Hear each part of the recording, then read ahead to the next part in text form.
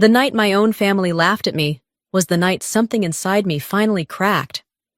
Mariah's voice cut through the room like a blade, and everyone joined in smirking, whispering, waiting for me to shrink the way I always had. Even my mother looked away, as if I were the embarrassment. I stood there, swallowing a familiar burn in my chest, realizing that after a lifetime of being dismissed, betrayed, and talked over, the cruelest part wasn't their words. It was that none of them, not one, ever cared to know who I really was. My name is Harper Lyons, and this is the day everything unraveled. The drive north felt heavier than I expected, as if every mile back toward Washington tugged loose memories I'd spent years trying to quiet. Life on the Oregon coast had become my steady rhythm, cold wind in the mornings, the crash of waves at night, and a silence I'd grown to rely on. That silence cracked the moment my mother's voice came through the phone, asking me to come home for her 78th birthday. I agreed before I let myself think too long about why the request unsettled me. Halfway through the trip, I pulled over at a lookout above the water. I'd stopped there more times than I could count, always for the same reason, to steady myself. Leaning against the weathered railing, I let the wind push against me until my thoughts stopped spiraling. The small silk scarf tucked in my bag felt impossibly fragile for what I hoped it might repair. Still, I brought it, even if I wasn't sure the intention behind it meant anything anymore. When I finally reached my mother's house, the past rose up like a cold draft. The hallway walls were lined with the same family photos. I remembered Mariah, always centered, shining, unmissable, me at the edge of every frame, as if I had wandered in by accident. The old imbalance still lingered in the air, familiar enough to sting. My mother's gaze held that same distance I used to pretend I didn't feel. There was no warmth, no softening, just a polite acknowledgement, as if I were visiting out of obligation rather than blood. A quiet unease curled in my chest, the kind that hinted that nothing about this visit would be simple. So I did what I've always done in this house. I kept my voice even, my steps light, and my fears tucked out of sight. Silence had long been my shield here, and slipping it on again felt instinctive, almost effortless, even as the weight of it settled back onto my shoulders. The moment I stepped farther into the house, the tension settled around me like a thin sheet of glass, transparent, fragile, ready to break at the slightest touch. The sounds coming from the kitchen, the clatter of silverware, the voices rising and falling in familiar patterns, none of it softened the way the space seemed to hold me at arm's length. I moved through the living room, feeling more like an observer than someone returning home. My mother introduced me with a tone so flat it barely skimmed the surface of acknowledgement. A polite smile, a quick gesture toward me, and then, without missing a beat, she drifted into the topic she preferred: Mariah. Her accomplishments, her salary, her upcoming wedding plans. Every word stacked onto the next, each praise landing with the sharp precision of a needle pressing into an old bruise. Mariah stood beside her, soaking in the spotlight as effortlessly as breathing. Her glance toward me held the same message it always did. She was the one who mattered here. I was merely the shadow standing at the periphery. The dynamic hadn't changed. No matter how many years I'd stayed away, I kept a faint smile on my face, though a chill traced down my spine. Those old fractures inside me stirred, reminding me why I had left. Then Ethan approached. His handshake paused mid-motion, a beat too long, his gaze lingering on my face like he was trying to place me somewhere unexpected. "Did we meet in D.C.?" he asked. The question was calm, but the way he studied me said something else entirely. Before I could reply, he shifted his expression into something neutral, pretending the question had been nothing more than curiosity. But it wasn't curiosity, not from someone who recognized what he shouldn't. Only those who had stepped behind federal security checkpoints would have any reason to ask a question like that. A flicker of unease moved through me. I swallowed my reaction and kept my silence, letting the moment pass without giving anything away. But something had just shifted, subtle and unmistakable. A new undercurrent, quiet, uncertain, and edged with warning, had woven itself into my return. Later that afternoon, as the house filled with more chatter and footsteps. Mariah motioned me outside. The porch was washed in a fading layer of sunlight, the air cool and sharp. She leaned against the railing, eyes assessing, her tone coated in sugar that fooled no one. "Just keep things simple tonight," she murmured. "No need to exaggerate your job." It wasn't advice, it wasn't concern. It was a command one meant to keep me small enough to fit the narrative she'd cultivated for years. I met her stare with a thin smile, offering no argument, and that silence alone seemed to frustrate her. Satisfied, she turned and disappeared back inside. I stayed where I was, letting the quiet settle until footsteps approached from the side path. "Ethan?" He stepped closer, expression stripped of polite disguise. "Which security division were you with?" he asked. Straightforward, as if he already knew the answer. The precision of it made my pulse tighten. Before I could respond, he added, "I'm almost sure I saw you go through a maritime data checkpoint once." No ordinary guest at this house could have formed that sentence. His words weren't guesses, they were confirmations. His gaze held mine, waiting, probing, trying to see what I would reveal. I let silence shield me once again. But inside, a realization settled hard and cold. Ethan knew far more about me than he should. And from that moment on, I understood that my mother's birthday wasn't going to be a harmless family gathering. Something was building beneath the surface, and none of us were ready for what it would expose. The community hall buzzed with the low hum of conversation, warm lights hanging just high enough to blur every wrinkle and shadow. It had the look of countless family gatherings I barely remembered, predictable, polite, and emotionally distant. When I stepped in, the familiar indifference greeted me immediately. A few relatives nodded, their eyes moving past me before I could return the gesture. Mariah, glowing as if the evening were hosted in her honor, held Ethan's arm like a trophy. She angled herself toward him, clearly certain this room and everyone in it belonged to her narrative. When the DJ invited guests to say a few words, she moved first, her confidence almost aggressive. After a soft tribute to our mother, she pivoted sharply. "And Harper, well, she's always had a vivid imagination about her career." Laughter rippled across the room, eyes flicked toward me, curious, entertained. I stayed still, fingers tight around my glass. Mariah pushed further, her voice bright under the microphone. "She even says she works in some security field." "Oh, you know how she gets?" The laughter grew. Inside, heat surged, but I let my face remain calm. Across the room, Ethan didn't join in. His attention stayed on me, focused, as if he knew something the others didn't. A relative asked my mother, "Margaret, what does Harper do again?" My mother gave a faint smile. "Oh, little odd jobs." She didn't meet my eyes. That hurt far more than the mockery. Before Mariah could add more, Ethan rose and placed a hand on her shoulder. "Mariah, stop! Don't push it!" She turned, annoyed. "She fooled you. You don't know her like I do." But Ethan was looking only at me, eyes steady, certain. After Ethan's interruption, the room shifted. Laughter faded into something sharper, expectant. People watched me like they were waiting for the moment I would break. I didn't move. Mariah turned toward me with bright, taunting eyes. "Why don't you tell everyone? Or, is there nothing to tell?" Dozens of heads swiveled my direction. I set my glass down slowly, refusing to step into her trap. A relative joined in, tone dripping with mock concern.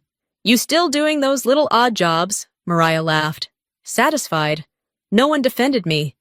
I turned to my mother, one last hope. "Wosiksai," she whispered. "Don't make a scene. Everyone's enjoying themselves." The words hollowed something deep inside me. Then Ethan stepped closer, voice low and certain. "I know you're telling the truth. I saw you in Sector 5 in Washington." My breath caught. Sector 5 wasn't a place anyone guessed. It was a place one remembered. "You're sure?" I whispered. I couldn't forget. He said. A cold current moved through me. Ethan hadn't just suspected the truth. He had witnessed it. And now, the room had no idea what was about to surface. The air in the hall thickened after Mariah's jabs and my mother's chilling silence, settling over the room like a frosty layer you could almost scrape away. Conversations dimmed into scattered murmurs, each stolen glance landing on me with the weight of a verdict already decided. In their eyes, I wasn't family anymore, just the centerpiece of a harsh joke no one seemed embarrassed to witness. I tightened my hand around my sleeve, the cold fabric grounding me. I'd learned long ago to walk away from places that turned hostile, but some part of me stayed rooted, refusing to let Mariah's version of me harden into truth. A cousin near the left table spoke first, her voice sugar-coated with false sympathy. "Harper, just be honest. No one will judge you. No need to make things up." Whispers flared like sparks in dry grass. Another voice chimed in, sharper. "Hiding your job doesn't look good. Just say it." Each comment hit with small, relentless force, not enough to shatter me, just enough to bruise the same place again and again. I looked toward my mother, hoping she'd finally step in. Her hands twisted together, her expression tight. "Harper, don't make things tense. Everyone's enjoying themselves." The words sliced clean through me. She wanted peace, not truth, and once again, I stood alone. Mariah stepped closer, smiling with a polished cruelty. "You can't answer because you have nothing to say. We all know that." I inhaled slowly. "Mariah, you don't need to do this," she laughed, light and mocking. "Oh, you're still performing?" The room tilted toward her, toward the spectacle she wanted. Then Ethan stepped forward, voice low. "I saw you at the Sector 5 gate. I know what I saw." The room didn't yet understand the meaning, but I did. Ethan wasn't guessing, he was confirming. I turned slightly, ready to leave the entire scene behind, but his hand brushed my arm. "If you walk out now, their version wins." I froze. For the first time that night, someone stood with me. I returned to the table, holding myself steady even as the stares thickened. Mariah brightened, emboldened by what she assumed was my retreat. "Not leaving or saving a surprise for later," she teased, earning another round of mean-spirited chuckles. I stayed silent, and my silence began to unsettle them. "Come on, Harper," she pushed, chin lifted. "Tell everyone what you do." I met her gaze without giving her an inch. A relative near the door raised his voice. "Don't act important. Everyone here knows you've never done anything real." Mariah laughed. My mother bowed her head. Something inside me settled quiet. Final. Then Ethan moved. He slipped a hand into his coat pocket, and the faint edge of a hard plastic card caught the light. My breath stalled. "What are you holding?" I whispered. "The thing you dropped in the parking lot," he murmured. One look at the reflective corner and barcode told me everything. My federal ID badge, the one I never let out of my sight. I checked it. Ethan added softly, "You're not doing some ordinary job." Pieces locked into place. He knew exactly who I was. He drew a breath, turned toward the entire room, and lifted the badge slightly. Mariah's face drained of color. My mother stiffened. In that instant, I knew the night was about to change, and so was everything that came after it. The hall buzzed with uneasy whispers, the kind people try to hide behind lifted cups and bent shoulders. The yellow lights overhead flickered across faces that watched me with a mix of curiosity and quiet ridicule. I stood still, pulse thudding in my chest, realizing every eye in the room had already decided who I was. Mariah stood at the center like a victor, chin raised, her smirk bright with satisfaction. She truly believed she'd crushed me in front of everyone. A few relatives hid laughter behind their hands. Others stared openly, waiting for me to fall apart. Then Ethan stepped forward. He moved with a certainty that made the entire room slowly fall silent. His expression was stripped of politeness, only resolve remained. When he reached me, he paused, meeting my eyes as if asking one last time whether I wanted this truth spoken aloud. I said nothing. I didn't need to. He lifted his hand. The ID badge in his fingers caught the light, flashing like a slice of silver cutting through the noise. Conversations died instantly. Even the music seemed to shrink back. His voice rang out, steady and loud enough to reach every corner. "Harper Lyons, Assistant Director, Office of Special Maritime Security, Department of Homeland Security." A plate clattered. Someone gasped. A whisper of, "My God," drifted through the hall. Mariah turned white. My mother stepped back, trembling. For the first time, they looked at me not as a joke, but as someone they had never truly seen. And I finally breathed.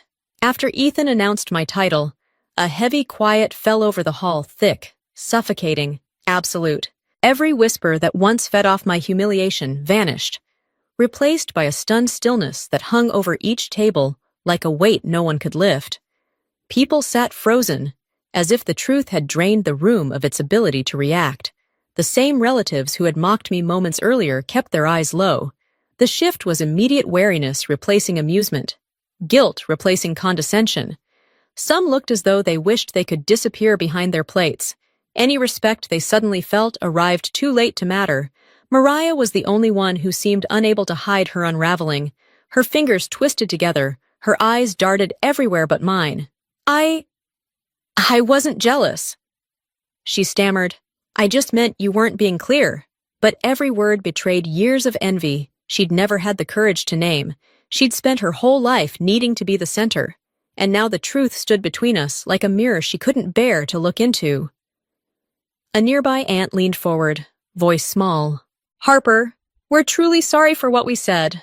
I met her eyes, offering nothing in return. Apologies spoken after the truth explodes are never apologies. They're damage control. Then my mother stepped toward me.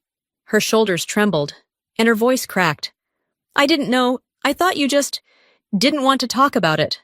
I held her gaze, letting her see every year of exhaustion her silence had carved into me. I never needed you to brag about me, I said softly. I just needed you not to turn away. Her face crumpled. She covered her mouth as tears broke through. Finally understanding the wound she helped create, Ethan approached quietly. I should have spoken up sooner, he said. I knew the moment I saw the badge. I nodded. No thanks were needed. His presence had spoken for him. Mariah tried again, voice trembling. Harper, you don't understand. Mariah, I said, gently but firmly. You never had to prove anything to me. I wasn't competing with you.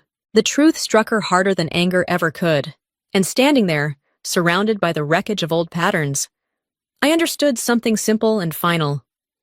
This night wasn't about winning. It was closure. And I no longer wished to stay in a place that had never made room for me. I stepped out of the hall while the last threads of whispering unraveled behind me, thin and frantic like water swirling down a drain. The door closed behind me with a soft, decisive thud cutting off the stairs. The shame, the sudden scramble of guilt that had erupted the moment truth took the room by the throat. No one followed. No one dared. Their silence didn't carry respect. It carried the stunned weight of people finally understanding just how wrong they'd been. Then came my mother's voice, shaking, fragile, almost childlike. Harper, sweetheart, please let me explain. I turned to her, not as the daughter who spent decades hoping to be acknowledged, but as a woman standing eye to eye with another adult who had made choices that carried consequences. I'll talk to you, I said, steady, even, but not tonight. I need to breathe. Something in my mother's face collapsed. She nodded, tears shining at the corners of her eyes, as if she finally saw the years I had carried quietly on my back. Years she never meant to add weight to, but did nonetheless. Mariah stood several feet away, arms tight against her ribs, like someone trying to hold together the parts of herself suddenly cracking apart. She didn't make eye contact. Her lips parted as though she wanted to speak, but no sound came out. It struck me then she wasn't afraid of my title. She was afraid of the mirror truth had placed in front of her. I didn't want revenge. I didn't need vindication. So I told her softly, I hope you find whatever makes you feel enough. Her shoulders sank not in defeat, but in recognition, and that was the end of a rivalry that had only ever existed in her mind. I walked to my car, every step feeling lighter than the last. When I pulled onto the road, the headlights swept over the dark pines lining the highway. The moment I rolled down the window, cold air rushed in, rushing across my skin, tugging my hair back like a tide pulling away debris. It felt like the night was stripping away decades of weight, the condescension, the sidelong glances, the quiet dismissal I'd grown up threading into my breath, the farther I got from the town, the more I felt something loosen inside me. When I finally reached the Oregon coast, I didn't go inside my house. Instead, I walked straight toward the shoreline, following the roar of waves breaking against the rocks. The night sky stretched wide and endless, the stars faint behind drifting clouds. The air smelled of salt and cold, a scent that has always meant truth to me, raw, unpolished, and impossible to ignore. I stood where the ocean inhaled and exhaled in deep, rhythmic breaths. I let the wind push against me, let the spray touch my face, let my heartbeat settle into something unburdened. I stood there for a long time, not crying, not smiling, just free in a way I hadn't known I was allowed to be. And in that quiet, with the sea stretching into darkness and the wind at my back, I finally understood I didn't need family recognition. I didn't need anyone to understand the weight I'd carried. I didn't need to prove myself to them or to anyone else. My worth had never lived in their stories. It lived in me. And as the waves crashed at my feet, I knew one truth more clearly than ever. Being myself was enough. The truth had stood for me when no one else did, and I would never bow my head again.